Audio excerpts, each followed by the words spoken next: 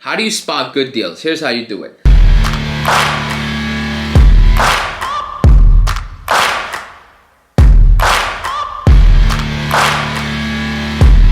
Good morning, ladies and gentlemen. It's currently 5:20 a.m. It's Thursday. I think it's August 4th. We have basketball at 6 a.m. and we're going to quickly read a book.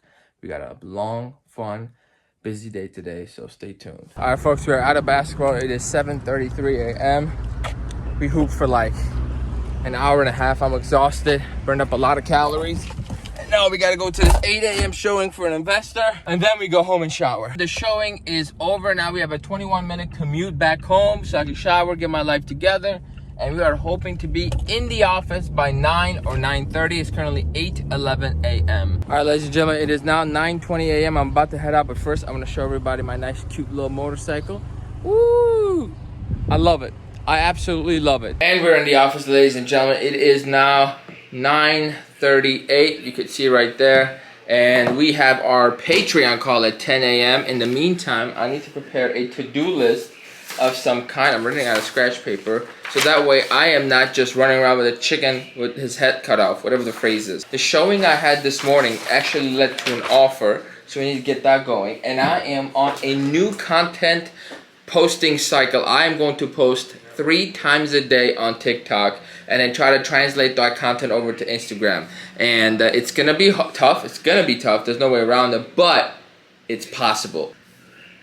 All right, ladies and gentlemen, the to-do list is complete. We have 10 items with an 11 left blank because in my soul, I feel I'm forgetting something. So here we go. Look up Houses for Buyers, 10 a.m. Patreon call. If you're not on the Patreon, link is in the description. Every Thursday, 10 a.m. Central. Me, you, we have a conversation.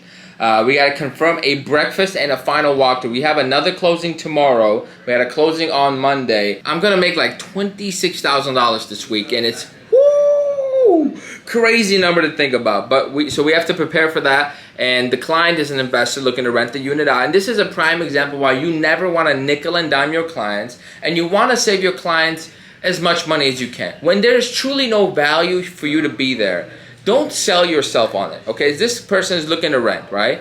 Now, yes, can I find him a tenant? Absolutely. Will I find him a high-quality tenant? Absolutely. But I can easily show him how to do that within 30 minutes to an hour, right? So I said, why don't we go out to breakfast? Great opportunity to bond, deepen that relationship just before or after our final walkthrough, and then I'll explain exactly what you need to do, what you need to look out for, and I will coach you on the back end to get this property rented. Because even though I wouldn't mind a $2,000 check, what's important to me is him saving money because you just spend a bunch of money. You want to go out of your way to make sure your clients are happy, and they never get the feeling of, damn, this guy just like every time, it's always about the money, always about the money. He gets paid on every transaction.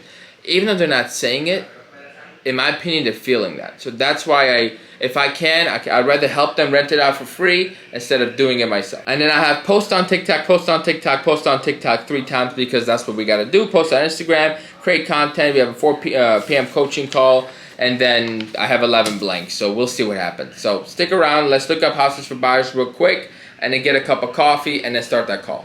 All right, so I got caught up with replying to all the comments on YouTube because I recently posted a video about networking, like the best ways to network or networking strategies to get like new clients, and it's doing very well. I want to make sure I get back to all your comments, which I always do. So if you're enjoying this vlog, like, comment, subscribe. It's time for me to get on this Patreon call and get it popping. All right, vlog, it's time for me to let you go. Looks like we got somebody live, and we're just gonna roll. So I will see you guys after the call. Ladies and gentlemen, it is now 11:15. I just got off the Zoom call. We had 3 people live, well, actually 4 people live. It was a great time. We were going back and forth. It was entertaining. Everybody was having a good time, answered a bunch of questions.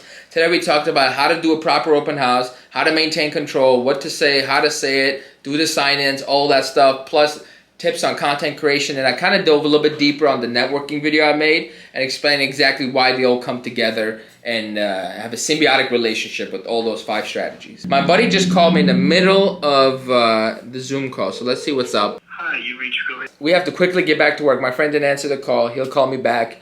We have to look up Houses for Buyers, prepare this offer for my client, and then whatever else is on the list. Do you have a video I can post, my man? Mm-hmm. Fuck yes. So the posting schedule is I got to post 3 times a day on TikTok. I do 12 sometime in the afternoon at around 7:30. That's it. And that's the content we're gonna stick to. Some are gonna work, some are not. All right, folks, we got a little bit distracted. It is now 11:32. Me and Jorge, we're going back and forth on the content. I need to quickly and with haste get on this looking up houses for buyers so we can get it out the way. Fortunately, right now, I'm gonna be honest with you, I don't have a lot of buyers, and there's not really a lot of investor deals going on. I have maybe like 6 people, 7 people I gotta look out for. Run this thing through by 12 o'clock, and then it's straight content between 12 to 1. Reason being is, when you try to come up with like 7 times 21 posts a week, woohoo, you gotta record a lot. It is now 12:21. Me and Jorge, we've been trimming and blade tooling the content lately, and what I've been doing is, a mistake I've been making, I was just talking to people on the Patreon about this, is saying too much. Leave some things out so people can comment. That's what leads to engagement, ladies and gentlemen, okay? That is very, very important. So a lot of these videos, I'm going to give an example, right? But then you start giving examples, you're proving your point, and you're taking away the argument that is a future comments, future engagement that's going to allow you to get to those people who already agree with your argument. So for example, I just had a video about dropping out of college as a scam. And it was a whole minute of me explaining like how I started. I was like, hey, chop that whole thing off. We'll just leave it this. Watch this. I'm a college dropout, and I am convinced that college is one of the biggest scams in the world. It makes no sense, especially someone going to college to get a history degree and has no intentions of being a history teacher.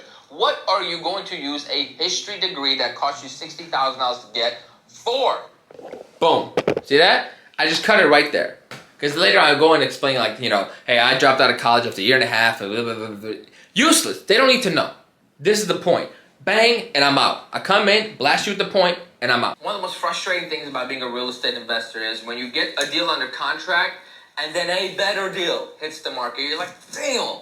But at the end of the day, you have to sit there and tell yourself the following. There's going to be a better deal than this better deal. So just go with whatever. Just be grateful that you got a deal in the first place. I just see an 8 unit that... See, again, right fantastic. Here. Why am I talking about this 8 unit I just said? This is all useless waste of time. It's long, and nobody needs to watch it. So now the video goes to this. One of the most frustrating things about being a real estate investor is when you get a deal under contract and then a better deal hits the market. You're like, very relatable. Like, everyone can get that. At the end of the day, you have to sit there and tell yourself the following. There's going to be a better deal than this better deal.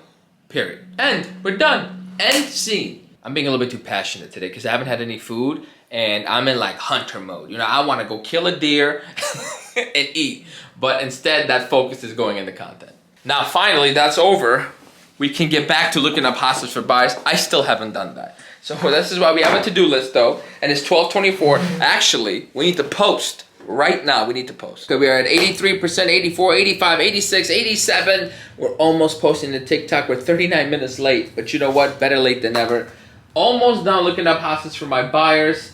I'm actually looking up for myself now. See, I got a little search called My Property Search. Because now that I bought a motorcycle, and I'm going to be honest with you guys, this is not going to be the last wild purchase because I'm about to have cash flow for the first time in my life. And guess what we're going to do with that cash flow? We're going to buy stupid things like a Corvette. So I need somewhere to put it. And so I need to buy a condo that's got garage parking for my motorcycle, vroom, vroom, and for my future Corvette. The thing is, I actually already know where I want to live. So it's just a matter of when a condo in that building comes up and boom, I snag it. I'm a very picky buyer. Just because I've seen so much and I know what I like. And this is why when a client wants to see a lot of properties, I don't have a problem with that, right? As long as we sit down and have a conversation, you understand that you're seeing a lot of properties because it's missing things and you're not just making reasons for not to buy something. I got no problem. I show you 100 houses, no problem, cheap. Because I would like my real estate agent to do the same for me. Show me 100 deals, right? And when I find the one it hits, it's going to be instant. And you'll find that with your with your clients. The pickiest client, once they find, the pickiest client, as soon as they find a house they like, it's done deal.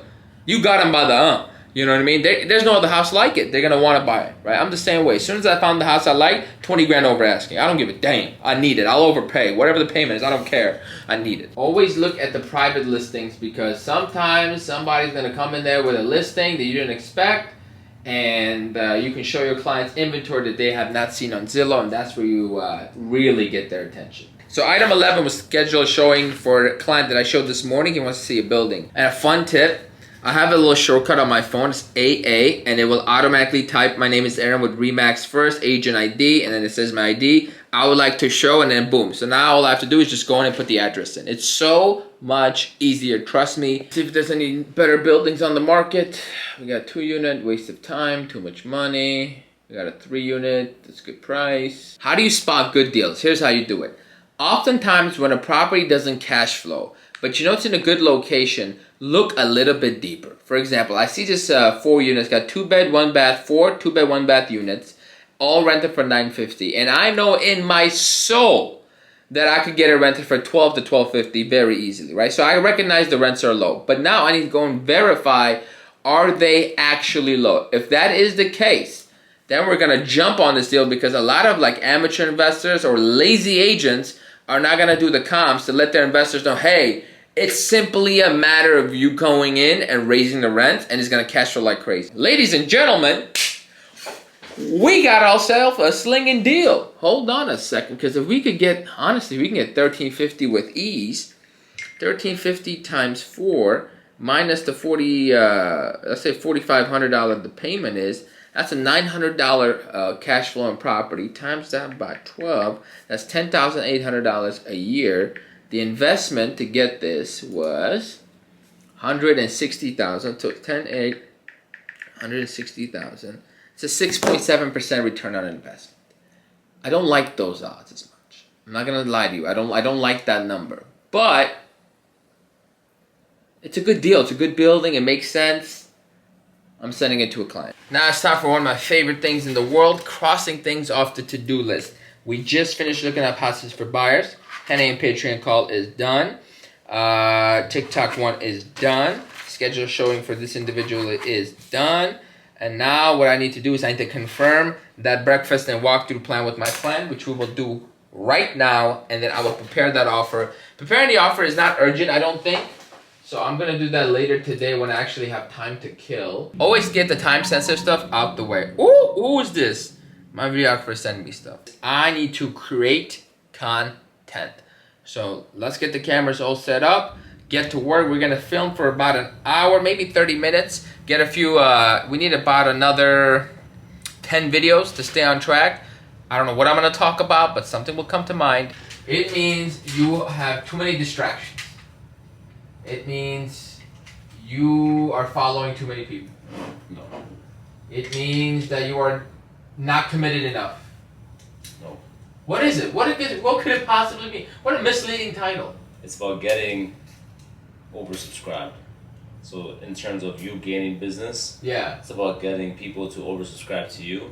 Basically, like be like your #1 fan. Remember, folks, when you're making content, clean environment. That is #1. Clean environment. Do you know what if you're a real estate investor, do you know what a 1031 exchange is? If you don't, pay attention. I'm about to save you some money. And if you do, still pay attention. Fuck out of here. If you're a real estate investor, do you know what a 1031 exchange is? I just realized I have a 2:30 appointment. So let's go and grab that camera and let's hit the road.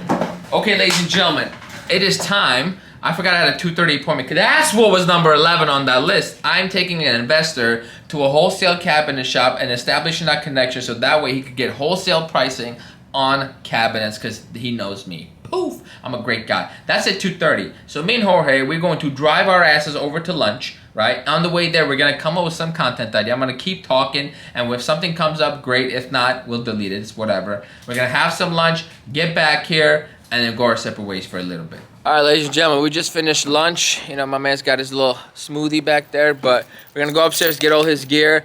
We are meeting with a client at that warehouse for cabinets at 2:30. It's currently 2:05.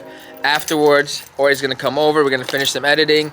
We're going to go on a little motorcycle ride. We're going to have ourselves a good time. This is the warehouse. We're going to go in so I can show my client the cabinets. He wants to feel the quality because the price is astronomically low, so he wants to make sure he's not getting screwed, which I totally understand.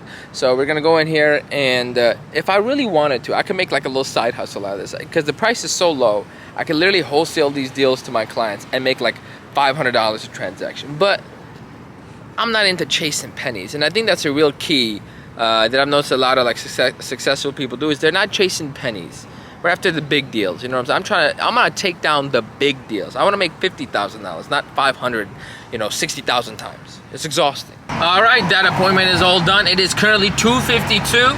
We're gonna stop by a currency exchange to register this damn motorcycle. Then me and Jorge are gonna make content in my condo. It's very important when you're making content, keep switching your environment. Don't be in the same exact spot every single time. If you notice the videos, I made a mistake right there in my past videos. I used to always make it at a certain angle. Then I switched it up, and then I got a new office, right? And then I started doing different angles, zooming in, zooming out, all that good stuff. It's very important because any variety you can add to your content is only gonna help you. You see Jorge's back there. I got my license plate for my motorcycle. We're gonna put it on. We're gonna go for a cruise. I'm going to mostly end the vlog here. The only thing I really have to do is I have a quick touch base call, like a coaching call with one of you guys.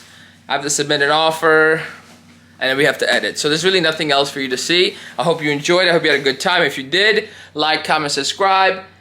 Tell me what your favorite part about the vlog is, and then what you want to see more of in the future vlogs. So thanks for watching. Take care.